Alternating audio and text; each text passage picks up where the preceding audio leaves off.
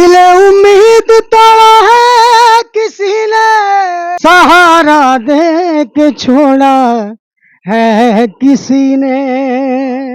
Sir वहाँ talent देखा जाता है, यहाँ पैसा देखा जाता है।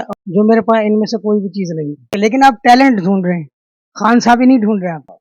तुमको देखे हुए बीते कितने जमाने, इस राह में वफा की चलो तुम भी कभी क्यों तन्हा चले हम ही। या तो आप ये कह दो कि खान साहब का है ये पाकिस्तान आइडल, आइडल ढूंढ रहे हैं तो आप टैलेंट को ढूंढें, टैलेंट को प्रमोट करें, ना कि आप ये गवैयों को उठा उठा के लाएं।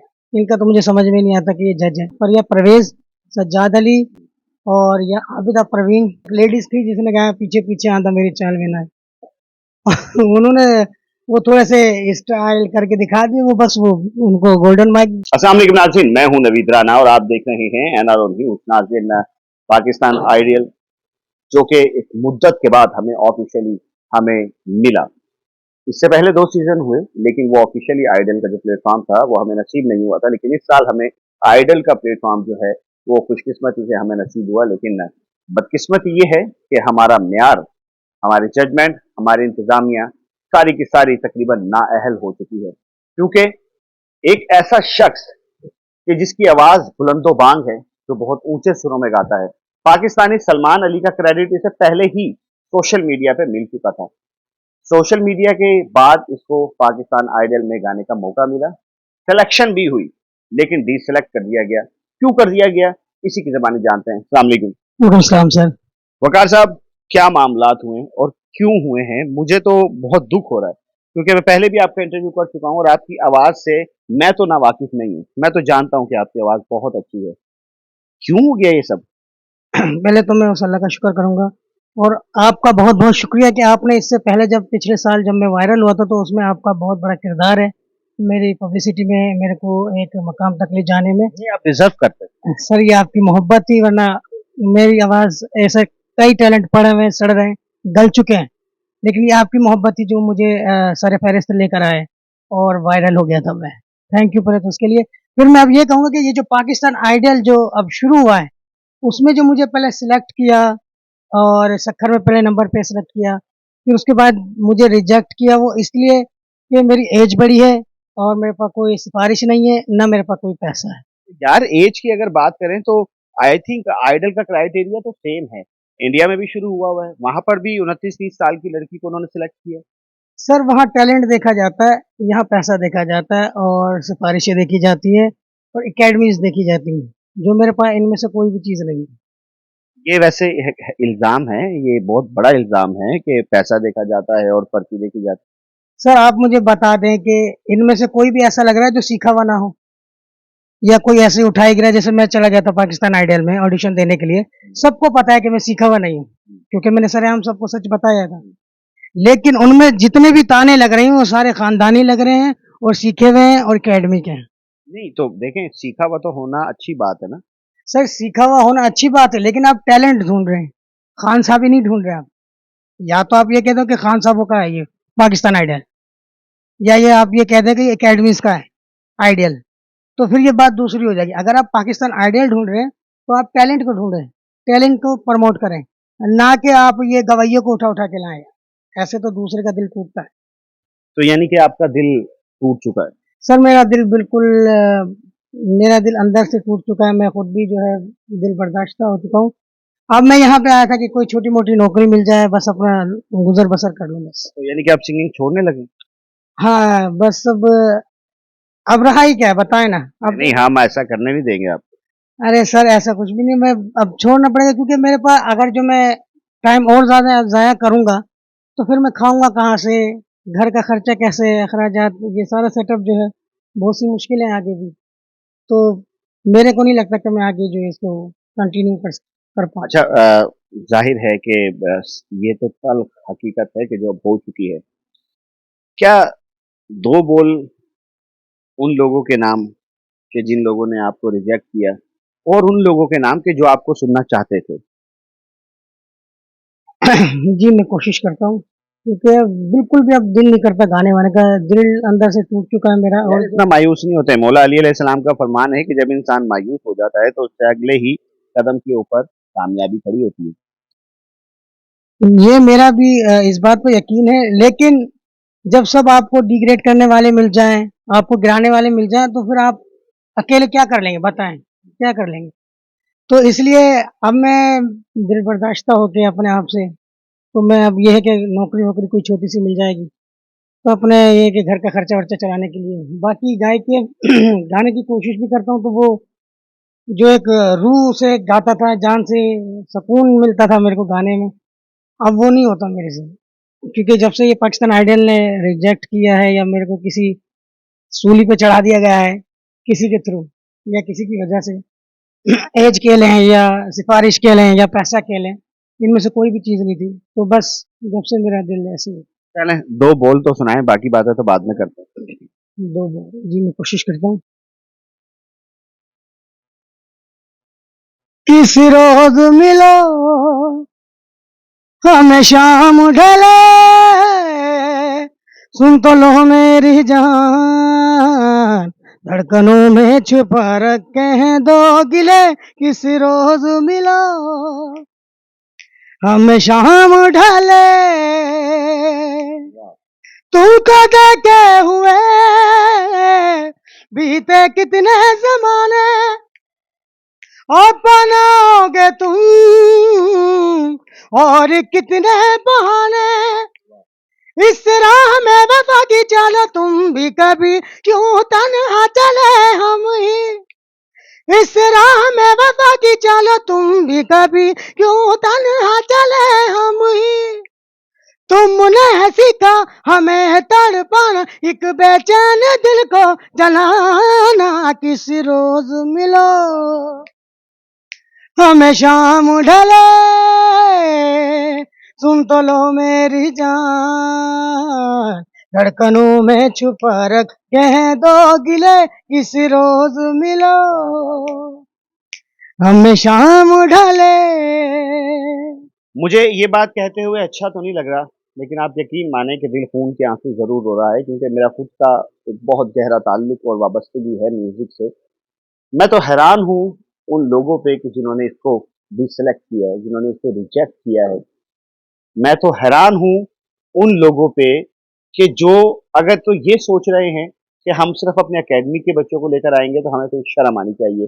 वकार, मेरे पास कोई अल्फाज नहीं है इस वक्त, और जाहिर है कि मैं तो यही कहूंगा कि मैं आपके गम में बराबर का शरीक हूँ, क्योंकि मैं आपकी आवाज का पहले से फैन हूँ और आप बहुत अच्छा गाते हो। और मेरे ख्याल में बहुत से ऐसे लोग हैं कि जो पाकिस्तान आइडल या इंडियन आइडल में आए बगैर बहुत बड़ा नाम कर चुके हैं। निम्रा मेहरा भी निकली थी पाकिस्तान आइडल से, लेकिन आज उनका एक बहुत बड़ा मुकाम है और हम दुआ करते हैं कि आपका इससे बड़ा नाम हो। आप क्या समझते हैं, आप इनकी जजमेंट से मुतमईन हैं राहत जो अब हो रही है? जी, पहली बात तो ये कि राहत फतेह अली खान साहब बहुत बड़ा नाम है पूरे वर्ल्ड में, उनको हटा के बाकी तो जज मुझे समझ में ही नहीं आता कि ये जज है। तो फहाद फवाद भाई हैं, और वो मैडम जो बैठी हुई हैं वो, और वो, हाँ, और वो तीसरे भाई बिलाल भाई, इनका तो मुझे समझ में नहीं आता कि ये जज है। चलो अल्लाह ताला की मेहरबानी इन सब पे, अब मैं क्या कहूँगी क्या, इसलिए मेरा थोड़ा सा दिल जो है ना, कौन होना चाहिए था इनके बाद? हाँ इस जगह होना चाहिए था, पर या परवेज सज्जाद अली और या आबिदा परवीन मैडम, क्या बात है उनकी। अगर इनमें से ये जज होते तो मेरा दिल खुश होता कि हाँ यार कोई आइडियल आएगा अब। पर अब मुझे थोड़ा सा मुश्किल लग रहा है, मुझे ऐसा ही लग रहा है कि कोई एकेडमी का लड़का आके खड़ा हो जाएगा और उसे वो लोग तमगाए पाकिस्तान आइडियल दे देंगे। अच्छा ये बताएं कि जो हमारे गोल्डन माइक्स गए हैं, राहत साहब ने दिए हैं, उनकी रजामंदी से दिए गए हैं, आप उससे सेटिस्फाई हैं? क्योंकि आप राहत साहब के खुद भी बहुत बड़े फैन हैं। मैं बेशक मैं उनको अपना उस्ताद मानता हूँ, वो मेरे मेरे क्या पूरे पाकिस्तान के उस्ताद हैं, वो खान साहब लोग हैं भाई। तो अब मैं उनके बारे में क्या बोलूँ कि वो एक लेडीज थी जिसने कहा पीछे पीछे आंधा मेरी चाल में ना उन्होंने वो थोड़े से स्टाइल करके दिखा दिए, वो बस वो उनको गोल्डन माइक, मेरे को समझ में नहीं आता कि उन्हें किस वजह से दिया गया है, जबकि उनसे बेहतर एक लेडीज आई थी जिन्होंने वो गाया था कि रे, क्या कमाल उन्होंने गाया था। लेकिन उनको, वही तो मैं कह रहा हूँ कि टैलेंट की कदर नहीं है। लेकिन राहत फतेह अली खान साहब बड़ा नाम है, और उनके हाथ से। ये मतलब तो नहीं है कि अगर राहत साहब अगर कोई रॉन्ग डिसीजन कर रहे हैं तो हम उनको कहें जी आप ठीक कर रहे हैं। इस पे तो चीखवे मार रहे हैं हमारे फनकार, इस पे तो चीख रहे हैं। हमारा अरशद बहुत ज्यादा बोली है इस बात पे तो कि ये क्या हो रहा है। जी बेशक, क्योंकि ये काम अब मेरी तो औकात ही नहीं है कि मैं राहत फतेह अली खान साहब के बारे में कुछ बोलूं, क्योंकि वो एक बड़े स्टार हैं और चढ़ते सूरज यहाँ भी उनका नाम है, जैसे नुसरत फतेह अली खान साहब थे। तो मेरी तो औकात नहीं, क्योंकि मैं तो सीखा हुआ भी नहीं हूँ, तो मुझे ज्यादा तानों वानों का पता भी नहीं है खान साहब की क्या होती थी। लेकिन यह है, सुनने से और सुन के जो सीखता है वो कुछ और होता है, और जो करके जो सीखता है वो कुछ और होता है। अच्छा वकार, एक सवाल मैं आपसे करूंगा लेकिन उससे पहले मैं चाहता हूँ कि कोई एक बहुत अच्छी चीज इस मुनासबत से कि आपका दिल टूटा है, आप सिंगिंग से मायूस हो गए हो, तो ये एक चीज जो कि आप सुना सको और इनको शर्म दिला सको कि यार मुझे आपने गलत निकाला है। दिल उम्मीद तोड़ा है किसी ने, सहारा दे के छोड़ा है किसी ने, सहारा दे के छोड़ा है किसी ने।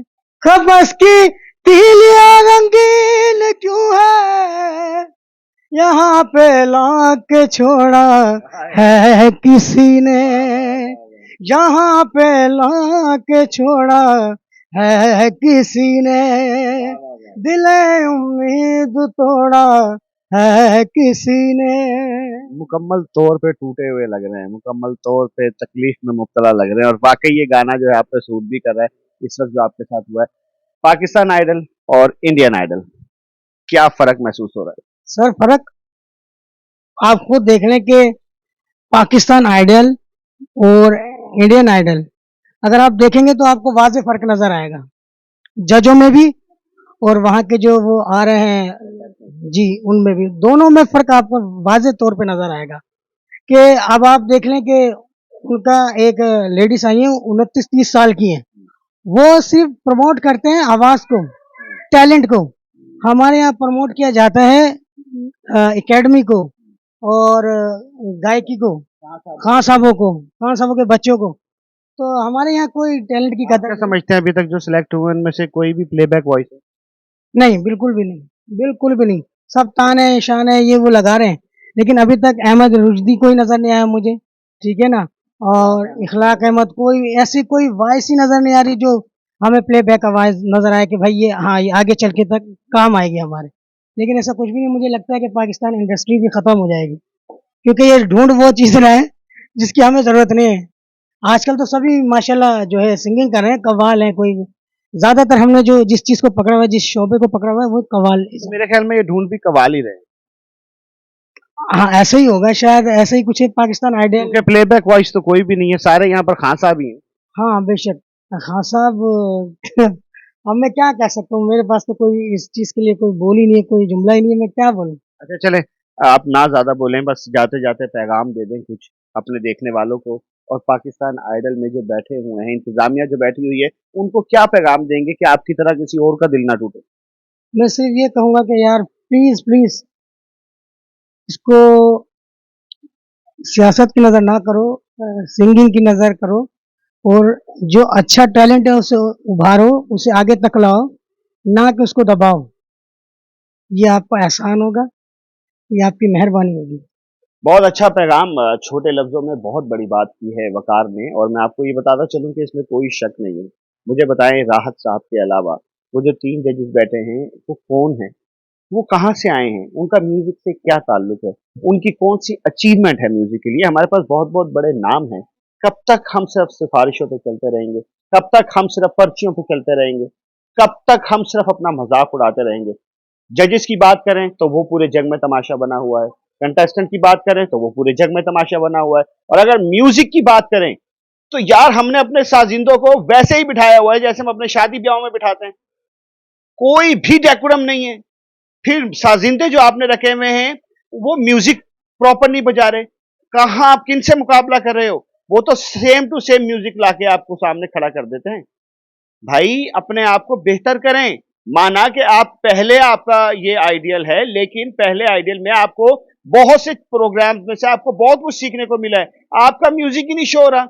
गाना कहीं जा रहा है, म्यूजिक कहीं जा रहा है। अगर गाने के साथ म्यूजिक चल रहा है तो वो सुनाई नहीं दे रहा। खुदा का वास्ता इन चीजों को ठीक कीजिए, टैलेंट को प्रमोट कीजिए।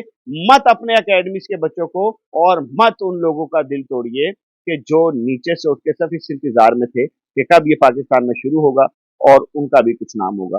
कमेंट सेक्शन आपके पास है, अपनी राय का इजहार कीजिए। अपने मेजबान नवीद राना को इजाजत दीजिए। सुमीर के साथ अपना बहुत ख्याल रखेंगे। अल्लाह हाफिज।